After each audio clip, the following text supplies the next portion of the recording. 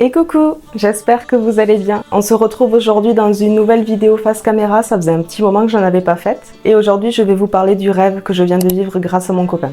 Alors, pour ceux qui ne me connaissent pas, vous ne savez probablement pas que la saga Twilight a une place très importante dans mon cœur et dans ma vie. J'ai découvert la saga comme beaucoup de jeunes filles quand j'avais 12 ans, pour celles qui sont nées dans les années 2000. Et ça a été tout de suite un coup de foudre pour les acteurs, pour le film, pour l'histoire, pour l'univers.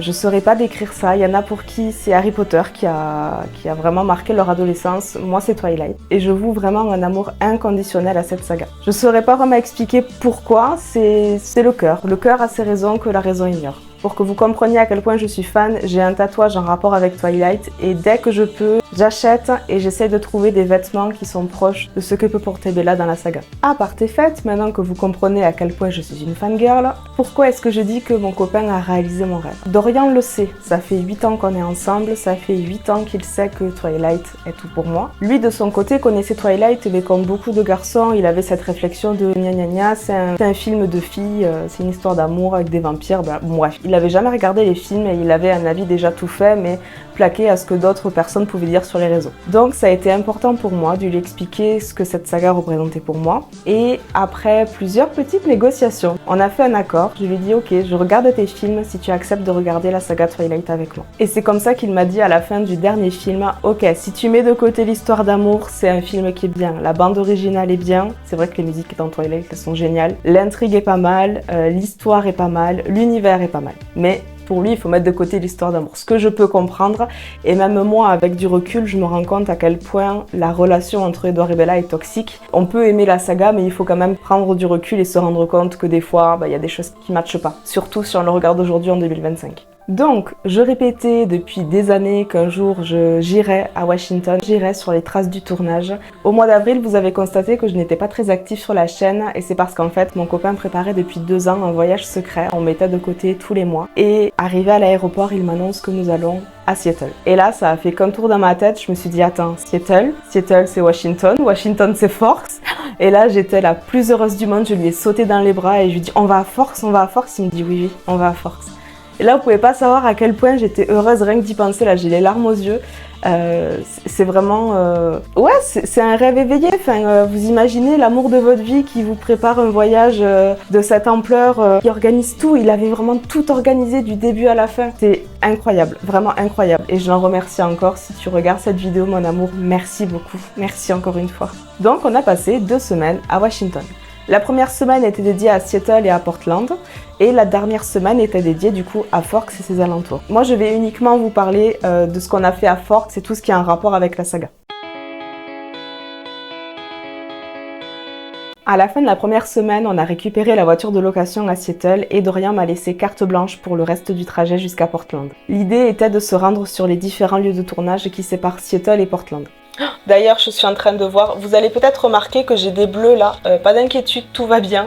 J'en parlerai peut-être dans une prochaine vidéo, tout va bien, vous inquiétez pas. On avait vraiment tout le temps du monde parce qu'on devait arriver à Portland en fin de journée. Donc on pouvait prendre vraiment notre temps sur le trajet et ça c'était top. On n'était absolument pas pressé par le temps et ça c'est vraiment un plus quand on est en voyage et qu'on n'est pas obligé de suivre une cadence particulière. Pour ceux qui ont vu la vidéo de construction Lego Twilight, vous savez que je vous ai parlé en même temps que la construction des différents lieux de tournage. Donc j'étais contente parce que du coup j'avais déjà repéré malgré moi les différents lieux que je voulais visiter dont j'ai parlé dans la vidéo. D'ailleurs Dorian, quand je faisais des recherches et que je montais la vidéo, il écoutait de temps en temps pour voir où étaient les différents lieux. Et du coup il était content que je fasse des pré-recherches. Je vais procéder par étapes pour vous raconter notre périple. Donc de Seattle à Portland, on a 2 heures de route. On fait un premier arrêt à Kalama High School, qui est en fait le lycée de Forks. Et je vous mettrai des vidéos, vous pouvez pas savoir dans quel état j'étais au moment où j'ai vu ces briques rouges, où j'ai vu ce bâtiment, rien que d'en parler, j'ai de nouveau le sourire aux lèvres. J'étais vraiment dans le film, je revoyais Bella descendre de sa camionnette, la scène du van où Tyler fonce sur Bella. Alors, l'école était ouverte, donc je me suis faite le plus discrète possible et heureusement on était avec Dorian les seuls sur le parking, il n'y avait pas d'autres fans d'ailleurs, c'est quelque chose que j'ai remarqué. Je pense que c'était parce qu'on était en saison basse au mois d'avril. J'avais ce privilège d'être seule sur les lieux et c'était vraiment très très agréable. Je vous disais, l'école était ouverte donc je me suis fait le plus discrète possible. J'ai monté les marches, j'ai savouré chaque pas et je me suis dirigée tout en face dans le couloir extérieur. Vous savez, dans la scène où Bella elle arrive à l'école, elle est en train de lire son plan et Eric arrive. Alors j'avais pas revu les films au moment d'y aller, mais je suis quasiment sûre que cette scène a été tournée là. En tout cas, ça y ressemblait fortement, vous verrez sur les photos. Et voilà, et énormément d'émotions. Pareil, quand j'étais sur le parking, j'ai pris le temps de me poser, de respirer. C'est vraiment des lieux marquants pour moi et j'étais très contente d'être là, tout simplement. Mon copain m'a attendu sur le parking sagement. Alors de son côté, au-delà de Twilight, lui, il a vraiment apprécié aussi le voyage de manière générale. Déjà de voir sa copine en extase devant des bâtiments qui pour lui sont pas forcément spectaculaires. Il était heureux de me voir heureuse et il a pu profiter du voyage autrement. Et au-delà de Twilight, Washington, Forks et ses environs, c'est vraiment une région magnifique, mais ça vous le verrez sur les photos que je vous montrerai juste après. En partant du lycée, parce qu'il a bien fallu partir à un moment, j'ai quand même ramassé une petite pâquerette et elle trône fièrement dans le cadre que j'ai réalisé en rentrant. Donc ça, ce cadre, je vous le montrerai après en photo, parce que là, vous allez avoir le reflet de la lumière et tout. Où est-ce que je l'ai mis, la petite pâquerette? Elle est là, juste ici. J'étais obligée de faire un cadre Twilight. Donc on est reparti du lycée et 45 minutes plus tard, nous voilà à Sainte-Hélène pour aller visiter la maison de Charlie et Bella. Enfin visiter, être à l'extérieur parce que comme je vous disais dans la vidéo de construction Lego, cette maison est en Airbnb. D'ailleurs, vous savez combien de temps il faut pour avoir une chambre, pour avoir une place dans ce Airbnb? Il fallait 2 ans. Mon copain voulait qu'on passe une ou 2 nuits dans ce logement. Il y avait 2 ans d'attente. Même 20 ans après, Twilight continue d'être important pour les fans et continue de vivre, donc je trouve ça génial. D'ailleurs, dans la vidéo Lego, je fais un petit rectificatif. Je dis que sur cette maison-là, donc la maison blanche qui a servi pour les films, il y a des panneaux qui indiquent « Merci d'être discret, merci machin machin ». En fait, c'est pas cette maison-là, c'est la maison de Forks. Même si rien n'a été tourné à Forks, Stephanie Meyer a utilisé des localisations précises pour définir le lycée, le centre de police, la maison de Bella, la maison des Cullen. Et c'est la maison de Bella à Forks que certains fans vont visiter, vont voir de l'extérieur, où il y a un panneau où il est écrit « Des gens vivent ici, merci de respecter, merci d'être discret, etc. » Donc je me suis trompée dans la vidéo, my bad, je fais ma correction. Par contre, pour cette maison à Sainte-Hélène, il y a bien un panneau qui indique aux fans de se garer en bas de la côte et de monter à pied pour aller faire les photos de la maison. Donc encore une fois, arrivée devant cette maison, j'étais la plus heureuse du monde. Mon cœur battait à tout rompre, je me sentais bien. Vraiment, ça faisait longtemps que je m'étais pas sentie aussi bien. J'étais apaisée. Enfin voilà, j'ai pas d'autres mots pour décrire mes sentiments, mes émotions à ce moment-là, j'étais juste bien. Donc la maison était en location, effectivement on a vu qu'il y avait une voiture devant. Par contre tous les volets étaient fermés, donc on en a déduit que les personnes étaient peut-être parties. Donc on est quand même resté aux abords de la maison, je pense un petit quart d'heure, 20 minutes à peu près, quelque chose comme ça. Le temps de faire les photos, le temps de moi aussi me remettre certains passages du film dans la tête. Et en faisant une photo par terre, je sais, il n'y a pas le droit, ne me tapez pas sur les doigts, je le sais, j'en ai conscience. Mais à chaque lieu où j'allais, je récupérais un petit caillou, un petit morceau de bois, une petite fleur. Je sais c'est interdit parce que si tout le monde fait comme moi, on va complètement vider les lieux, mais je pouvais pas m'en empêcher. Quand j'ai fait la photo où je suis assise par terre devant la maison, en me relevant, j'ai ramassé 2 petits cailloux. Et ces 2 petits cailloux trônent fièrement sur ma bibliothèque. Après Sainte-Hélène, on se rapprochait progressivement de Portland où on allait rester 3 nuits et 2 jours. Et il se trouve qu'à Portland, il y a la maison des Cullen. La première maison, celle que Lego a commercialisée, qui trône dans mon étagère. C'est fou quand même de se dire qu'il y a un gars sur Terre, il a sa maison chez des fans de Twilight, qui a sa maison en Lego chez des gens comme ça. Bref, et comme je m'y attendais, je savais que cette maison était protégée, je l'avais d'ailleurs dit dans la vidéo Lego, donc je n'ai aperçu que quelques lattes de la maison, mais j'étais quand même très contente. Un peu frustrée, voire même beaucoup frustrée, mais très contente. La maison des premiers films est juste là derrière, et malheureusement, il y a eu tellement de gens qui sont venus que le propriétaire a mis un portail, et je pensais que j'arriverais quand même à voir un peu, alors je vois quelques lattes de bois, mais c'est tout. Après une bonne nuit de repos et un super brunch à Portland, nous sommes allés au Carver Coffee. C'est le fameux café où Bella et Charlie dînent régulièrement. Et non loin de là se trouve le Carver Climbing Club. Donc on a posé la voiture au café, on est allé à pied de l'autre côté de la rivière et on est monté, d'ailleurs faites-le en voiture plutôt parce que là on était à bout de souffle quand on a monté cette côte. En haut de cette côte se trouve donc le club d'escalade, mais il y a aussi un restaurant qui s'appelle Stonecliff Inn. Donc on peut aller y manger. Et derrière le parking, le club d'escalade avec les rochers. Donc vraiment, le parking, des containers poubelles, des rochers. Et ça casse tout le mythe, parce que dans le film, on voit Edward prendre Bella sur son dos, monter une colline, etc.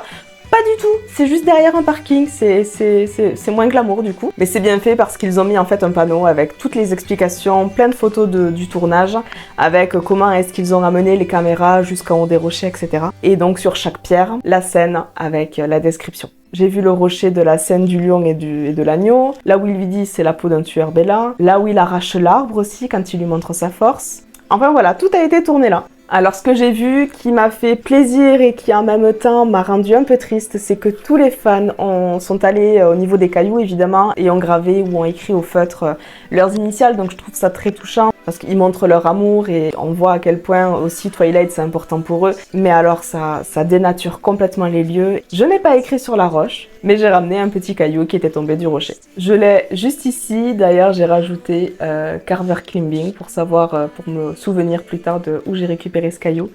Et ça c'est le petit caillou, c'est le petit gravier que j'ai récupéré sur le parking où se garent les voitures. Pas de jugement s'il vous plaît. Si vous êtes aussi fan que moi de la saga, vous auriez fait comme moi. Pendant que je faisais la visite de ces rochers, donc Dorian est resté un petit peu à l'écart parce que lui ne saisissait pas autant que moi l'importance de ce lieu. Et j'ai tout lâché, je me suis mis à pleurer et j'étais juste bien. De toute façon, à chaque fois qu'on allait sur un lieu de tournage, je pleurais. Une fois les émotions passées, on est retourné au café et on a voulu prendre une table pour se poser et boire un petit peu.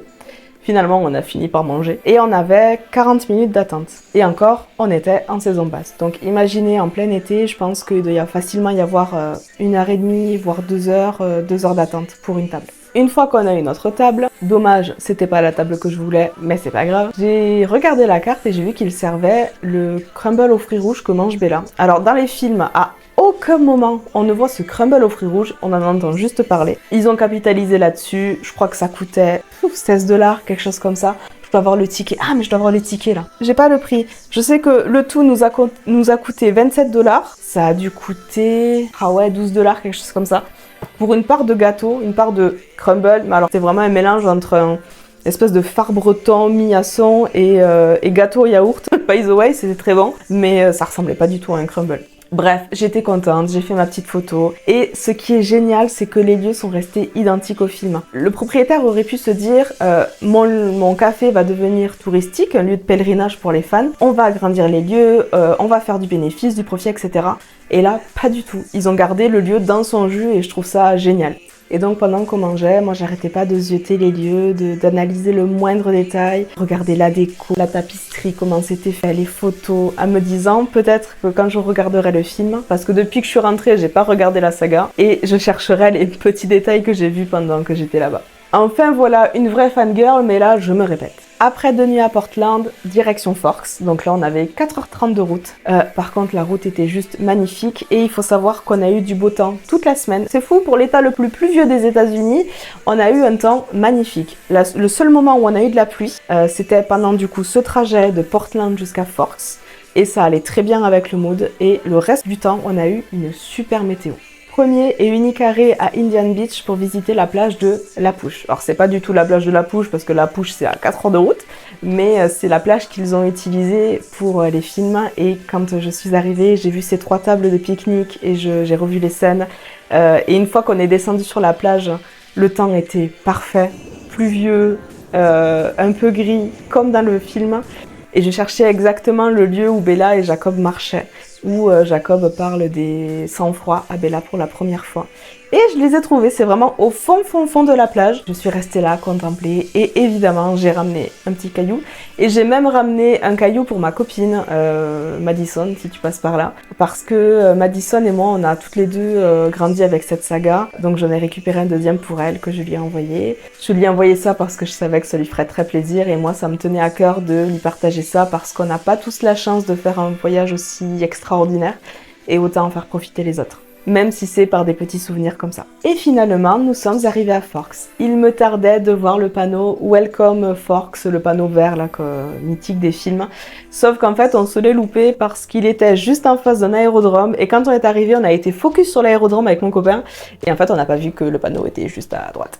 Tant pis, de toute façon on allait y repasser donc c'était pas très grave. Arrivé à Forks, on a fait des cours au supermarché et on s'est rendu à notre location qui se trouvait à La Pouche. C'est un lieu que je recommande si vous avez l'occasion d'y aller. C'était un mobil-home absolument adorable, cosy, parfait pour le temps qu'on allait y rester. Vraiment très agréable. On a posé nos bagages, on s'est reposé et le lendemain on est parti visiter Forks. Premier arrêt obligatoire au croisement entre Forks et La Pouche pour prendre en photo le fameux panneau et les panneaux du traité entre les vampires et les loups-garous. C'est un panneau qui est assailli par les fans avec tout le monde y a mis sa petite empreinte et d'ailleurs il y avait un stylo posé au-dessus du panneau donc j'imagine que c'est autorisé, de toute façon maintenant que tout le monde l'a fait on peut pas dire que c'est interdit. Donc j'ai pris le stylo et j'ai essayé de me trouver une petite place pour écrire Mary was here. Donc je suis contente parce que j'ai réussi à trouver. Peut-être que dans 5 ans ce sera effacé, c'est pas grave, au moins je vais laisser mon empreinte. Et j'ai aussi pris en photo le thermomètre là qui indique la menace vampire. Et c'est rigolo parce que autant en France on peut être gêné quand on fait des photos à l'extérieur, en tout cas pour moi c'est le cas, je peux être un peu gênée machin, autant là-bas vraiment, je me dis, personne me connaît. C'est un pays où je reviendrai peut-être jamais de ma vie. Alors là, je m'en fiche d'avoir l'air ridicule à faire des photos. Je profitais à fond, quoi. Peu importe le regard des autres. Et peu importe aussi le regard de mon copain qui devait parfois me prendre pour une folle. Mais je sais qu'il m'aime plus que tout et qu'il était juste content que je sois en extase. Donc, ce premier jour, on est allé à la chambre du commerce. Et là, c'était magnifique. Il y avait plein d'articles en rapport avec Twilight. Je vais vous montrer ce que j'ai acheté. Et il y avait une dame âgée qui est là, je pense, depuis des années. Et qui m'expliquait qu'elle était elle aussi fan de la saga, qu'elle était allée à Los Angeles aux avant-premières, qu'elle avait fait des photos avec les acteurs. Et elle nous a gentiment donné une carte où elle nous a donné tous les lieux qu'on pouvait aller visiter en une semaine à Forks. Et à la fin, au moment de payer, je lui ai demandé si les acteurs revenaient parfois à Forks, est-ce qu'il y avait des passages des fois. Et elle me dit en fait que chaque année, en septembre, il y a une espèce de convention de Twilight où ils invitent les acteurs. Et cette année, en 2025, je crois que c'est le 14 septembre 2025, vont venir à Forks Kellan Lutz, donc Emmett, Jackson Rathbone, Jasper, et Eric O'Donnell qui joue Peter, un nomade ami de Jasper. Évidemment, Kristen Stewart et Robert Pattinson n'ont pas le temps de venir. Voilà, ils ont autre chose à faire que revenir sur Twilight. D'ailleurs, chacun des deux a mis Twilight de côté. Par contre, effectivement, je vois régulièrement... Alors, je vais les appeler par leur nom de scène parce que sinon, je vais me perdre. Je vois souvent Carlyle, Jasper, Emmett, voilà, qui viennent en convention régulièrement. Donc elle me disait que les faire venir, c'était payant. Alors, non seulement Robert Pattinson et Kristen ne viennent pas parce qu'ils n'ont pas le temps, mais en plus parce qu'ils sont super chers. Je pense que Emmett, Jasper et Carlyle sont un peu plus abordables. Donc, qu'est-ce que j'ai acheté là-bas? J'ai acheté ce magnifique sweat. Alors désolé, il est un peu froissé parce qu'il sort tout juste de la machine. Je l'ai récupéré de l'étendoir. Voilà, il est juste trop beau. Trop contente, il est trop bien, la qualité est top. Deuxième pull, ce sweat à capuche avec le nom de l'école, un sweat à capuche vraiment trop bien parce que dedans il est tout doux, il est en coton avec cette texture là. Je regardais même pas les prix pour vous dire, en fait je voyais quelque chose qui me plaisait, je savais pertinemment que peut-être plus jamais de ma vie je ne reviendrai là, donc peu importe, l'argent ça revient. Je dépensais sans compter parce que ça me rendait heureuse tout simplement. J'ai aussi acheté le bracelet que porte Bella. Donc on voit le loup, normalement qui est en bois, qui est créé par Jacob, et le cœur donné par Edward. J'ose pas le mettre parce que je me dis si je le casse, je serais trop triste. Je préfère le laisser en exposition, c'est très bien, ça me suffit amplement. Et j'ai également acheté un porte-clés. On a une partie où c'est écrit Edward, avec des perles, et ça, c'est un peu kitsch, mais bon, pas grave. Et cette autre partie là. Et là pareil, par contre ça je sais que c'est très fragile, c'est une balle de baseball. Ça je sais que je le porterai pas parce que justement pendant que la dame nous racontait, alors moi j'avais mes articles à main et pendant que la dame nous racontait, elle nous écrivait sur une carte tout ce qu'on devait faire, moi je jouais avec le porte-clés et le bout s'est défait. Oh, J'étais là, oh mon dieu, je suis désolée, je suis désolée. Elle me dit non, vous inquiétez pas, c'est pas grave, allez en choisir un autre, je vais ramener celui-là à la créatrice, elle va le réparer. Donc ça c'est le deuxième que j'ai pris, le premier étant resté là-bas. Voilà, pareil, ça trône dans ma bibliothèque. C'est un trophée. Voilà, là c'est tout ce que j'ai acheté à cette première boutique parce que plus tard j'ai acheté d'autres articles mais je vous les montrerai après. Et devant la chambre des commerces se trouvent les deux voitures de Bella, donc une pour les livres et une pour les films. Après la chambre des commerces, on est allé à la Howe Rainforest. Qui est, alors je ne veux pas vous dire de bêtises, je vais le dire dans le bon ordre, qui est la plus grande forêt humide tempérée du monde. C'est un endroit absolument féerique, il y a de la mousse partout, de la fougère, c'est dense, c'est calme et c'était vraiment très très agréable. On faisait des photos avec mon copain et après quelques pas dans la forêt, on s'est retrouvé face à une cascade magnifique. Mon copain s'est arrêté là, il s'est arrêté au niveau des cascades, il était très fatigué et je comprends tout à fait. Donc j'ai continué la balade, j'ai pris mon temps vraiment. Je suis pas allée très loin hein, mais j'ai dû rester en tout 1 heure, le temps d'y aller et de revenir. Et juste je profitais, j'étais dans la contemplation, c'était magnifique. C'était calme, très calme. Et là on y était mais il faisait très très beau et je pense que si on y revient en hiver ou en tout cas à un moment où il ne fait pas beau, je pense que la forêt a encore un autre aspect et ça doit être vraiment merveilleux. Et en fin de journée, on s'est retrouvé à Rialto Beach. Alors là pour le coup, Rialto Beach n'a aucun rapport avec Twilight mais c'est une plage très très belle.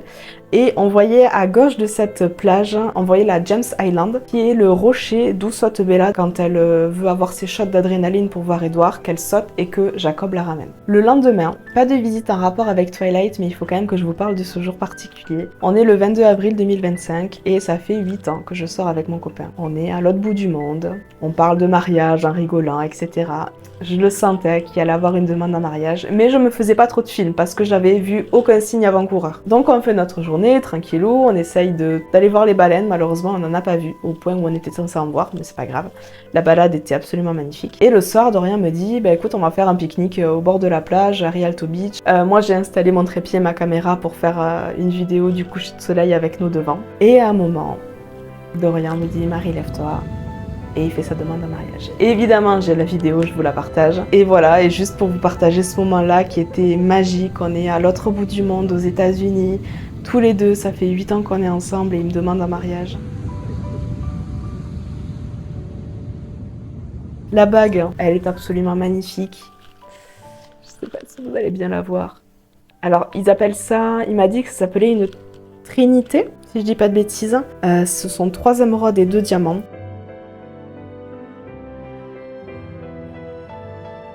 Et c'est très très beau, tout simplement. Je voulais vous raconter quand même ma demande en mariage. Je vous souhaite vraiment d'avoir un copain comme le mien, aussi à l'écoute, aussi doux, aussi tendre, aussi drôle, aussi merveilleux que mon copain. Vraiment, je vous souhaite ce bonheur-là. Le lendemain des fiançailles, on a voulu visiter les plages de la Pouche. Donc il y a First Beach, Second Beach et First Beach. Désolée pour mon accent anglais. First Beach, c'est la plage qui a vraiment à la Pouche même, au village. C'est là où on voit James Island de plus près et où on s'imagine que Bella a eu accès facile à l'île. On est resté quelques temps, moi je m'amusais à monter sur les rochers qui étaient au bord de l'eau. Dorian était vraiment fatigué, donc on est descendu au Second Beach, mais il y avait quand même 15 minutes de marche dans la forêt pour se rendre à la plage. Donc Dorian m'a attendu dans la voiture et moi j'ai fait ma petite balade, voilà, tranquille, pour aller à la seconde plage qui était magnifique. Je m'attendais pas à ce qu'il y ait autant de monde, parce que vraiment pour y aller c'est escarpé, hein. Enfin, il y a le chemin, c'est balisé et tout, mais quand tu apportes ta glacière, la tente, tout ça, tu sais qu'il faut le remonter après. Je m'attendais pas à ce qu'il y ait autant de monde installé comme ça sur la plage. J'ai profité quelques instants de cette plage magnifique, perdue derrière une forêt, et je suis remontée. Et on est rentré au Mobil-Home parce que l'après-midi, on avait rendez-vous au musée de Forks où se trouve la collection de Twilight. Quand les films se sont terminés, il a bien fallu se débarrasser des objets parce que Hollywood ne pouvait pas tout garder, donc il y a eu une vente aux enchères. Et il y a un gars, visiblement qui était fan et qui était surtout fortuné, qui a acheté aux enchères la plupart des objets. Et voyant qu'en fait il était le seul à en profiter, il a trouvé ça dommage, donc il en a fait don au musée de Forks. J'ai vu tous les costumes, le banc du mariage, les livres, le livre de Roméo et Juliette que lit Bella, les lunettes que porte Edward quand il arrive au lycée avec Bella autour de son bras dans le premier film, enfin vraiment plein d'éléments. Et alors Dorian, lui pareil, il regardait, il était content, mais moi j'étais en extase, je m'arrêtais sur chaque élément. J'ai vu aussi Chucky Smith, elle est vraiment flippante, je comprends pourquoi ils l'ont pas gardée pour le film, elle était vraiment affreuse. Une fois la visite terminée, moi je me suis rendue dans le magasin en face du musée où j'ai littéralement dévalisé les lieux, que ce soit pour moi mais aussi pour mes proches. Je me suis fait plaisir quand j'ai vu la note salée à la fin. Entre ça et la chambre du commerce, Je crois que j'en ai eu pour 300 $ en tout. Qu'est-ce que j'ai acheté là-bas? J'ai acheté un bas de pyjama que je trouvais super parce que j'en voulais un dans ce style-là. Vous savez, les à carreaux comme ça. Et donc il y a écrit Force, voilà. Tout simplement, là j'étais très contente. J'ai acheté un t-shirt de pyjama parce que j'allais quand même pas mettre ça dans la rue. Ça fait un peu too much, donc je me le garde pour moi. Le fameux t-shirt Team Edouard. Ouais, c'est très cringe, mais je m'en fous. J'ai acheté, et là, je m'attendais vraiment pas à le trouver là, et je suis super contente de l'avoir trouvé. L'attrape-rêve que crée Jacob pour Bella. Et il faut savoir que les objets comme ça en bois, il y en a d'autres objets, mais qui sont partis pour ma famille et ma belle famille, qui ont été faits main en fait. Ce sont des personnes de la Pouche qui continuent de créer des objets. Et alors, je n'ai pas comparé par rapport au film, je mettrai une photo de l'attrape-rêve du film. J'ai pas fait gaffe de savoir si c'était vraiment le même, mais peu importe parce que il y ressemble quand même fortement. J'ai aussi acheté, passage oblige, un magnète. Tout simplement. Ça pour Noël. Vraiment utilité zéro, mais juste plaisir de l'avoir quoi. La camionnette avec écrit Merry Christmas. Des stickers. Alors je sais pas pourquoi, j'avais une passion stickers et puis en Amérique ils en vendent énormément dans les boutiques souvenirs des stickers, donc je me suis fait plaisir. J'étais très contente de trouver une balle de baseball. De toute façon j'avais dit à Dorian je veux une balle de baseball, que ce soit par rapport à Twilight ou pas, peu importe, je veux une balle de baseball. Et donc il y a écrit Cullen, voilà, tout simplement. Et je suis très contente d'avoir ça avec moi. Je devrais mettre un compteur avec le nombre de fois où je dis je suis très contente. Et dernier objet que j'ai retrouvé, parce que je crois pas avoir d'autres choses en lien avec toi. Ah si, il y a le livre. Donc les deux dernières choses qu'il reste, il reste cette tasse. Comme si on n'avait déjà pas assez de tasses à la maison. Mais là, elle est particulière. Et elle est grande. C'est fou, les Américaines, tout est grand. Enfin, ça pour nous, c'est une tasse, je sais pas, pour la soupe presque, tu vois. Elle est énorme. Bon, je fais mon café le matin, mon double café, c'est très bien. Et j'ai acheté la version originale en anglais.